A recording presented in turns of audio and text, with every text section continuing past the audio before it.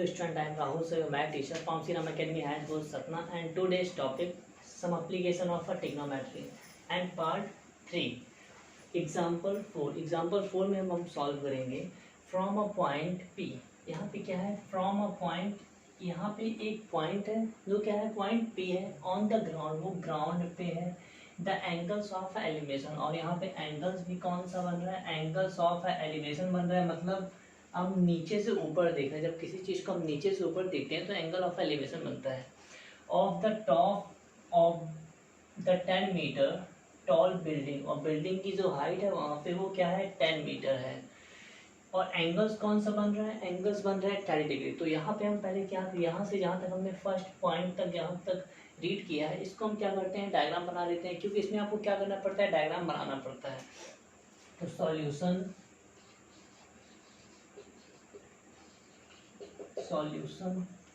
में डायग्राम क्या बनाएंगे, देखिए फर्स्ट हम बना लेते हैं बिल्डिंग। बिल्डिंग की हाइट है यहाँ पे कितनी है 10 मीटर। बिल्डिंग ये ले लेते हैं बिल्डिंग, ठीक है। सपोज ये क्या हो गया, एक बिल्डिंग हमने बना ली, ये बिल्डिंग हो गई। अब बिल्डिंग में क्या दिया है, देखिए ग्राउंड पे है बिल्डिंग, मतलब ग्राउंड क्या हो गई, ये हो गई ग्राउंड, और ग्राउंड पे है बिल्डिंग। एंगल्स ऑफ एलिवेशन कितना बन रहा है, और बिल्डिंग की हाइट यहाँ पे है 10 मीटर। तो यहाँ पे मैं कर देता हूँ ये 10 मीटर हो गई बिल्डिंग की हाइट। एंड एंगल्स कौन सा बन रहा है, एंगल्स आपको देख कब बनेगा, जब हम किसी भी चीज़ को नीचे से क्या देखते हैं ऊपर देखते हैं, तो एंगल्स ऑफ एलिवेशन बनता है। तो एंगल्स ऑफ एलिवेशन बनेगा, मतलब हम ये यहाँ पे बना देते हैं, सबसे टॉप से बन रहा है।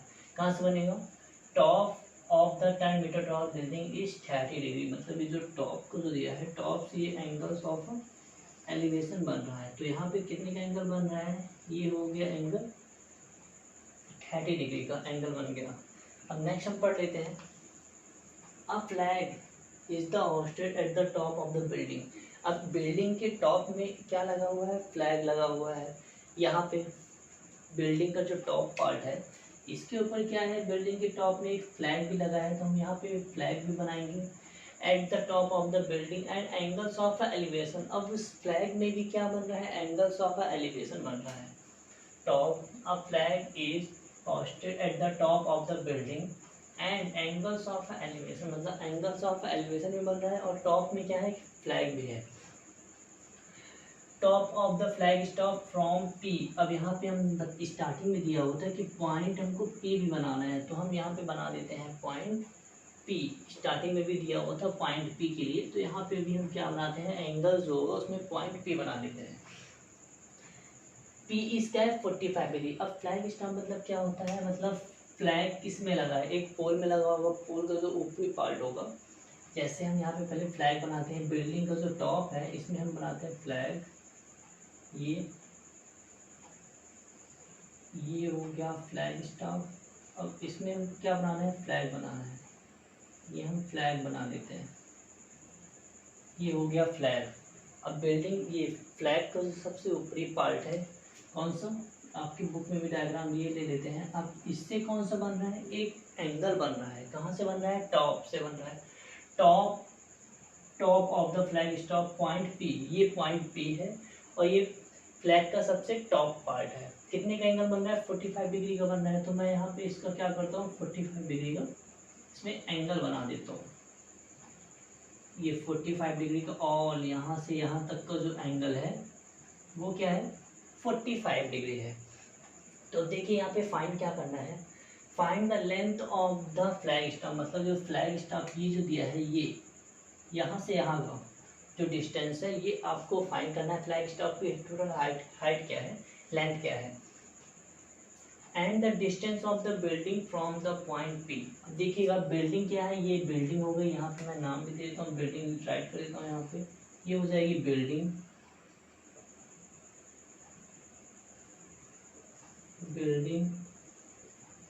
और ये क्या है,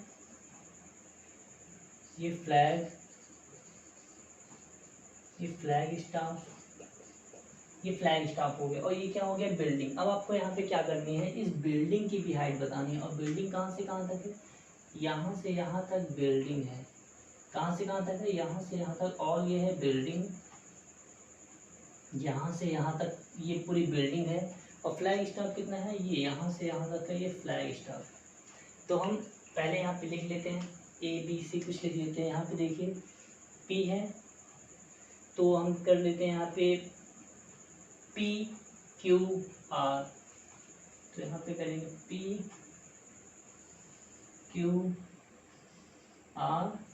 और इसको हम S कर लेते हैं। अब इसके बारे में आपको पता है कि जब आप डायग्राम बनाते हैं तो डायग्राम बनाने के बाद आपको क्या लिखना भी पड़ता है।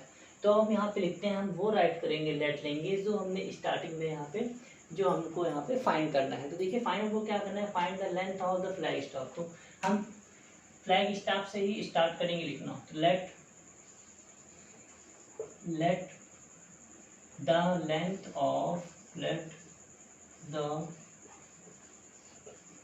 Length of the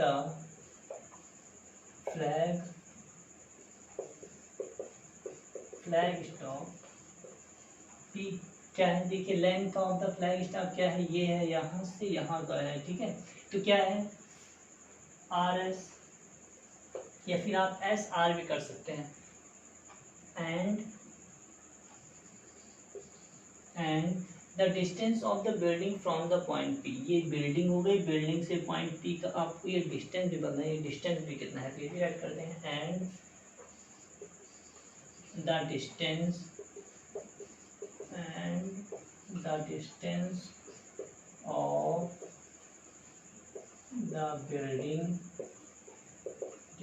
of the building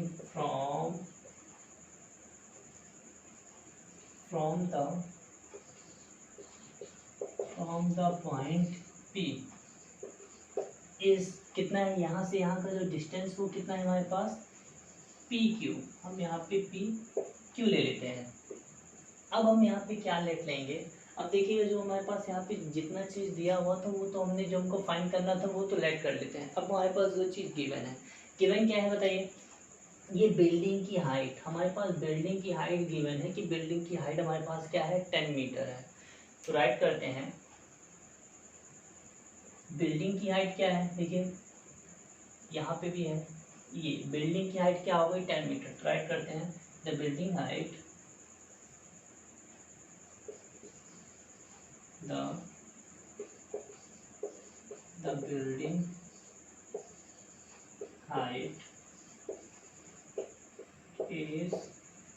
the building height is क्या है RS है। RS क्या हो जाएगा, सो RS इक्वल हो जाएगा 10 मीटर। बिल्डिंग की हाइट क्या है, RQ है, RS नहीं है, यहाँ पे RQ कर लीजिए, RQ है, RQ और इसकी हाइट हमारे पास गिवन क्या है 10 मीटर है। अब हमने 10 मीटर ऐड कर दिया। अब हमको बताना है, अब आपको यहाँ पे दिख रहा होगा 2 राइट एंगल ट्राइंगल भी लग रहा होगा। देखिए यहाँ पे कौन से 2 राइट एंगल ट्राइंगल है। फर्स्ट तो हो गया RQP, ये राइट एंगल ट्राइंगल। सेकेंड क्या है SQP, ये आपके पास 2 राइट एंगल ट्राइंगल, तो ये भी हम राइट कर देते हैं। 2 राइट एंगल ट्राइंगल हो जाएंगे, क्या हो जाएंगे देखिए, एंड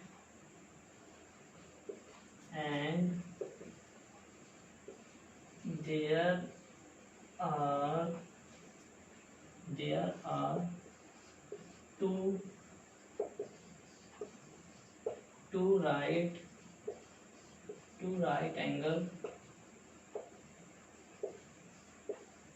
right angle triangle। कौन से 2 राइट एंगल ट्राइंगल है, RQP एंड SQP।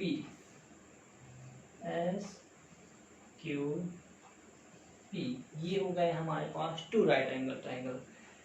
अब आपको देखिए आप 2 राइट एंगल ट्राइंगल हमने राइट कर लिया, बट हमारे पास कुछ यहाँ पे गिवन भी था। क्या गिवन था, देखिए P ये दिया है, RPQ जो है हमारे पास कितनी डिग्री है, वो 30 डिग्री है। तो हम ये भी राइट कर देते हैं so R R P Q equal क्या है 30 डिग्री है एंड एस पी क्यू क्या है देखिए यहाँ पे एस पी क्यू इक्वल है 45 डिग्री, ये भी हमारे पास दिया हुआ है। R R P Q equal 30 degree, यहाँ से यहाँ का जो डिस्टेंस था वो 30 डिग्री है और यहाँ से ऊपर से टॉप का जो ये एंगल जो है वो कितना है 45 डिग्री है और 45 डिग्री है। अब ये हमने यहाँ पे राइट कर लिया। अब इसको हम फाइंड कर सकते हैं। कैसे फाइंड करेंगे देखिए, एक चीज़ और, अगर आपको जो ट्रिग्नोमेट्री ले रहे हैं वो भी हम सॉल्व कर सकते हैं। तो राइट कर देते हैं और जो हमको यहाँ पे फाइंड करना है हमको यहाँ पे फाइंड क्या करना है, फर्स्ट हम ट्रिग्नोमेट्री आपको लेंगे उसके बाद हम फाइंड करेंगे। तो टू सॉल्व द प्रॉब्लम, अब आप यहाँ पे क्या करेंगे, ट्रिग्नोमेट्री जो लिया आपने वो हम फाइंड करेंगे। तो we choose the trigonometric ratio.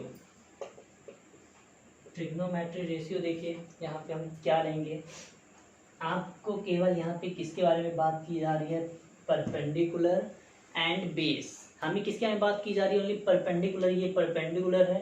तो ये देखिए यहाँ पे मैं ऐड कर लेता हूँ जो ट्रिक है इसका, P B P and H H B. तो परपेंडिकुलर और बेस के बारे में बात की जा रही है, क्योंकि हमको यहाँ पे हाइपोटेनस से कोई मतलब नहीं है, यहाँ पे हाइपोटेनस के बारे में एक भी चीज़ नहीं आई। तो हमारा जो रिजल्ट होगा वो परपेंडिकुलर एंड बेस से होगा। तो परपेंडिकुलर एंड बेस ये देखिए ये है, तो परपेंडिकुलर बेस एंड होता है किसमें, परपेंडिकुलर बेस या फिर बेस या परपेंडिकुलर, इन दोनों में फॉर्मूले से यूज होगा। तो साइन कॉस टेन, तो क्या होगा चूज क्या करेंगे यहाँ पे,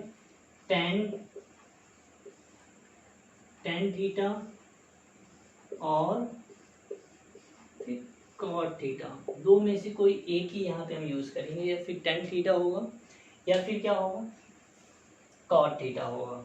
तो हम अब यहाँ पे जो फाइंड करना होगा वो हम फर्स्ट यहाँ पे ट्राइंगल ले लेंगे और इसको हम क्या करेंगे, इसको सॉल्व करेंगे। अब हमने यहाँ पे क्या ले लिया था, टेक्नो हमने यूज कर लिया कि टेक्नो हमको क्या लेना है, trigonometric tan theta and cot theta के रेशियो से इसको हम फाइंड करना है। तो फर्स्ट हम ये देखिए कौन सा ट्राइंगल लेंगे उसको हम फाइंड करेंगे, आर क्यू पी हम फर्स्ट हम फाइंड करेंगे। क्यों लेंगे इसको देखिए, क्योंकि हमारे पास यहाँ पे 10 बिल्डिंग की हाइट दी हुई है 10, और हमारे पास क्या आ जाएगी बिल्डिंग का ये जो डिस्टेंस है, distance of from point P का जो डिस्टेंस है वो हम फाइंड कर लेंगे। तो यहाँ पे ट्राइंगल कौन सा लेंगे, इन ट्राइंगल देखिए P Q R Q P हम यहाँ पे क्या लेंगे, ट्राइंगल लेंगे। तो इन triangle R Q P triangle लेंगे। अब इससे हम क्या फाइंड करेंगे, देखिए फाइंड कर लेते हैं, क्या आएगा 10, यहाँ पे टेन थीटा का फॉर्म लग रहा है, क्यों, परपेंडिकुलर अपॉन बेस जो होता है वो परपेंडिकुलर अपॉन बेस होता है, 10 का फॉर्मूला होता है। तो टेन थीटा का फॉर्मूला क्या होता है, परपेंडिकुलर अपॉन बेस होता है। तो परपेंडिकुलर मतलब हमारे पास यहाँ पे एंगल्स कौन सा था, एंगल क्या है, एंगल है हमारे पास 30 डिग्री इक्वल परपेंडिकुलर क्या है, देखिए परपेंडिकुलर बिल्डिंग हमने लिया है आर एस, तो यहाँ पे बिल्डिंग क्या हो जाएगी, परपेंडिकुलर हो जाएगा यहाँ पे आर क्यू अपॉन बेस क्या है, ये बेस होता है, ये तो बेस क्या हो जाएगा पी क्यू। अब ये नहीं होगा कि क्यू से क्यू हम कट कर दें, यहाँ पे हम कट नहीं करेंगे, वैल्यू पुट करेंगे। तो जैसे 1030 की वैल्यू, तो ये है कि ट्रिग्नोमेट्रिक रेशियो जो है उसकी आपसे वैल्यू बननी चाहिए कि उनकी वैल्यू क्या होती है। अब यहाँ पे देखिए 1030 की वैल्यू जो होती है 1/√3 होती है, 1030 वैल्यू क्या हो जाएगी 1/√3 इक्वल आर क्यू क्या है, देखिए आर क्यू ये है 10 मीटर, तो यहाँ पे हम 10 मीटर राइट कर देते हैं, ये 10 मीटर हो गया यहाँ पे 10 मीटर अपॉन पी क्यू हमारे पास नहीं है, मतलब पी क्यू हमको यहाँ पे फाइंड करना था। अब यहाँ पे हम क्रॉस मल्टीप्लाई कर सकते हैं, इसका इससे मल्टीप्लाई करेंगे, यहाँ पे इसका मल्टीप्लाई करेंगे तो क्या आ जाएगा पी क्यू का मल्टीप्लाई मैं 1 में करूँगा तो पी क्यू आ जाएगा, और √3 का मल्टीप्लाई मैं इससे करूँगा तो क्या आ जाएगा 10 मल्टीप्लाई कर सकते हैं यहाँ पे 10 मीटर √3। अब आपकी बुक में भी गिवन है कि हमको यहाँ पे √3 की जगह वैल्यू क्या पुट करनी है। देखिए यहाँ पे √3 की जगह हमको वैल्यू क्या पुट करनी है, हम ये वैल्यू लेंगे किसकी जगह, √3 जहाँ पे दिया होगा तो √3 की जगह वैल्यू क्या होती है यहाँ पे देखिए, तो पी क्यू इक्वल हो जाएगा 10 मीटर मल्टीप्लाई √3 की वैल्यू क्या है यहाँ पे 1.732, और जब मैं 10 का मल्टीप्लाई इससे करूँगा तो आपके डेसिमल्स क्या होंगे, हल्के कम हो जाएंगे। तो यहाँ पे क्या आ जाएगा पी क्यू इक्वल 17.32 मीटर। मतलब ये क्या है, हमने पी क्यू फाइंड क्या कर लिया है, हमने पी क्यू यहाँ पे फाइंड किया है, डिस्टेंस है किसका है, the distance of the building from the point P. ये बिल्डिंग है, इस बिल्डिंग से पॉइंट पी का जो डिस्टेंस है वो हमने फाइंड कर लिया है। तो राइट कर देते हैं, हमारे पास डिस्टेंस कितना है, द डिस्टेंस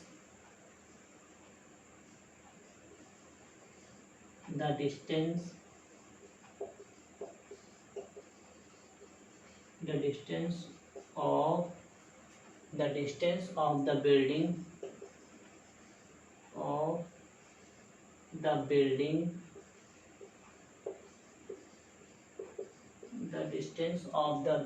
from the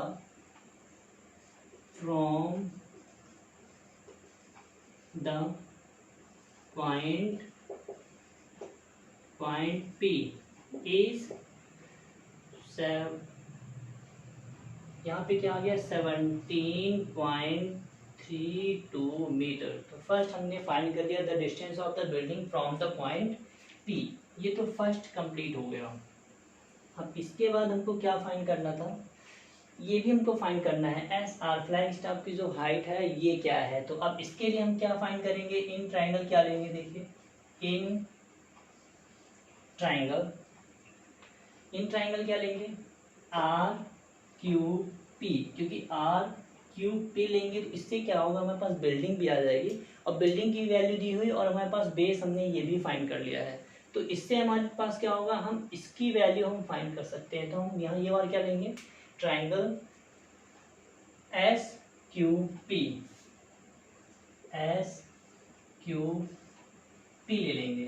तो इसमें क्या होगा, तो tan थीटा, अब इसमें भी देखिए परपेंडिकुलर अपॉन बेस होता है, perpendicular upon base tan theta का फॉर्मूला होता है। तो tan थीटा इक्वल क्या हो जाएगा, परपेंडिकुलर अपॉन बेस होगा।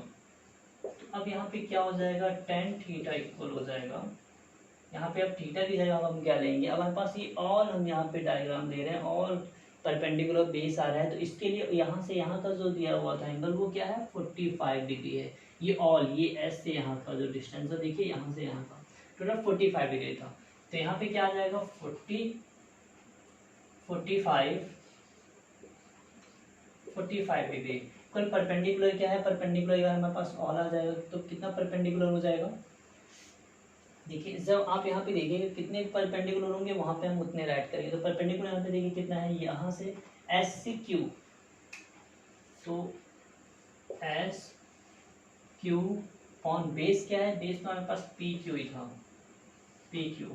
अब हम राइट करते हैं 10, तो देयरफॉर यहाँ पे राइट कर देते हैं एस क्यू इक्वल, अब देखिए एस क्यू को हम क्या राइट करेंगे, एस क्यू यहाँ पे 2 परपेंडिकुलर है, आपके लिए कंफ्यूजन है, जब 2 परपेंडिकुलर होगा तो हम यहाँ पे क्या करेंगे, राइट करेंगे। फर्स्ट ये हो गया एस आर, तो क्यू एस क्यू इक्वल क्या हो जाएगा, एस आर या फिर R S plus R Q, क्या हो जाएगा आर क्यू। मतलब इसकी जगह हम एस क्यू की जगह क्या पुट करेंगे, एस क्यू की जगह क्या पुट करेंगे, R S plus R Q, क्योंकि ये दोनों को हम सम करेंगे तब हमारे पास कितना आएगा, ये परपेंडिकुलर आएगा।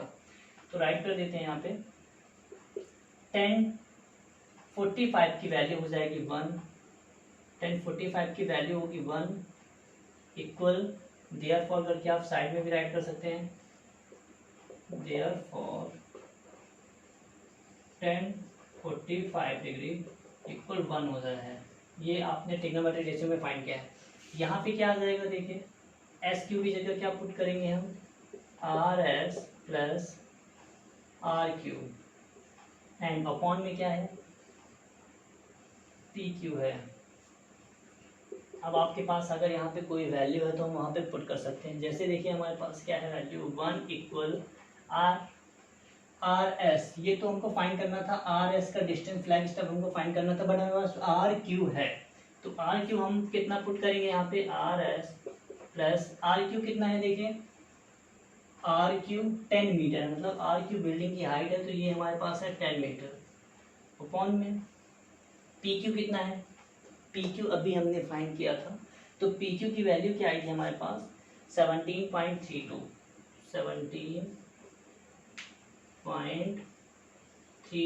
मीटर आई थी। अब यहाँ पे हम क्रॉस मल्टीप्लाई कर लेंगे, नीचे 1 लेके क्रॉस मल्टीप्लाई कर सकते हैं, तो 17 पॉइंट इसका मल्टीप्लाई मैं इससे करूँगा तो क्या आ जाएगा 0.32 भी आ जाएगा, equal R S plus 10 metre. अब जब इसको मैं वहाँ पे ट्रांसफर करूँगा तो क्या हो जाएगा 17.32, ये प्लस में है तो वहाँ पे ट्रांसफर करूँगा तो माइनस में आ जाएगा, इक्वल आर एस आ जाएगा। अब इसको सब्ट्रैक्ट कर लीजिए, देखिए सब्ट्रैक्ट करने पे क्या आएगा, 10 17 में आप 10 को सब्ट्रैक्ट करेंगे तो क्या आ जाएगा 7.32 मीटर, इक्वल आ जाएगा आर एस। अब ये बताइएगा मुझे आर एस हमारे पास क्या था, हमको आर एस फाइंड करना था, तो आर एस क्या था या फिर एस आर क्या था, length of the flag stop था, तो हम राइट कर देते हैं hence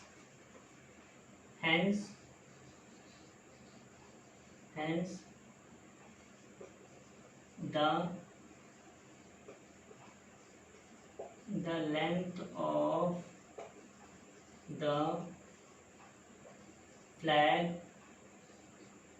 length of the flag stop is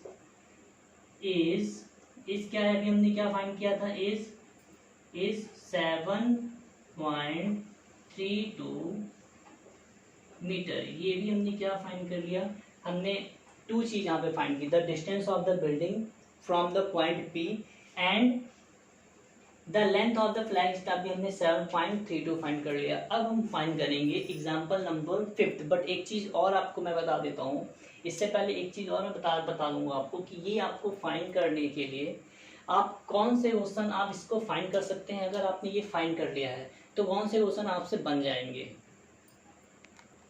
अभी मुझे आपको एक चीज़ बतानी थी इसमें कि एग्जाम्पल 4, मतलब अब जैसे हमने एग्जाम्पल 4 सॉल्व कर लिया तो इससे रिलेटिव आपसे कौन से क्वेश्चन फाइंड कर सकते हैं। मैंने आपको फर्स्ट भी बताया था, सेकंड भी बताया था, थर्ड भी बताया, तो उससे हम कौन सा फाइंड कर सकते हैं। फर्स्ट हम आते हैं एग्जाम्पल 1 में। एग्जाम्पल नंबर 1, अगर आपने एग्जाम्पल नंबर 1 सॉल्व कर लिया है तो एग्जाम्पल नंबर 1 की वजह से आपके जो एक्सरसाइज हो रहे हैं कौन से होंगे, एक्सरसाइज 9.1। आपके 9.1 में देखेंगे अब तो आपकी बुक में 16 क्वेश्चन है, तो 16 क्वेश्चन में से आप एग्जाम्पल 1 अगर आपने सॉल्व कर लिया तो आप कौन से क्वेश्चन सॉल्व कर सकते हैं इसमें, number first, number second and question number third. ये आप क्या कर सकते हैं, ये आपने अगर फाइंड कर लिया है तो हम इसकी वजह से ये कुछ क्वेश्चन है उसको भी हम क्या कर सकते हैं, इसको हम सिंप्लीफाई कर सकते हैं। बट इसके लिए ये होगा कि आपको ये भी क्वेश्चन जो होगा वो आपको फाइंड करना पड़ेगा। और एक और है, ये सेकेंड नंबर आप नहीं फाइंड कर पाएंगे, सेकेंड नंबर कोई डिफरेंस है, तो यहाँ पे थर्ड और यहाँ पे फोर्थ, ये मतलब ये क्वेश्चन अगर आपने फाइंड कर लिया एग्जाम्पल नंबर 1 तो एग्जाम्पल नंबर 1 से आप एक्सरसाइज 9.1 का कौन सा क्वेश्चन सॉल्व करेंगे, first question, third question and fourth question, इसको आप सॉल्व करके भी देख सकते हैं। और अभी जो हमने सॉल्व किया था एग्जाम्पल नंबर 4, तो एग्जाम्पल नंबर 4 अगर आपने सॉल्व कर लिया तो अब इसकी वजह से हम कौन से क्वेश्चन सॉल्व कर सकते हैं वो भी मैं आपको बता देता हूँ। से एग्जाम्पल नंबर 2 में आ जाता हूँ मैं, एग्जाम्पल